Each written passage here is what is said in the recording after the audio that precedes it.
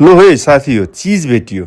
यो डिडिसीबाट उत्पादन भएको याक चिज जुन प्रधानमन्त्रीले पनि यसलाई प्रमोसन गर्न खोज्नु भएको थियो, त्यो चिज चाहिँ मार्केटमा छैन भनेर व्यापक भएको थियो। त्यसपछि सानो स्टोरहरूमा खोज्न गएको पाइएन, आज फेरि खोज्न गएको भेटियो। यो बिदाको दिनमा यही चिजै खोज्न भनेर पनि गइयो। दिन पनि कस्ता आए हेर्नुहोस् न। पहिला किनिन्थ्यो, घर ल्याइन्थ्यो, खाइन्थ्यो, सकियो। अहिले यो स्वदेशी उत्पादनलाई प्रधानमन्त्रीले प्रमोसन गरेपछि हामी पनि गरौँ न भनेर यो खानुभन्दा पहिला चाहिँ यसो भिडियो पनि बनाइदिउँ, अभाइलेबल छ है भन्ने मेसेज पनि दिउँ भन्ने लाग्यो क्या।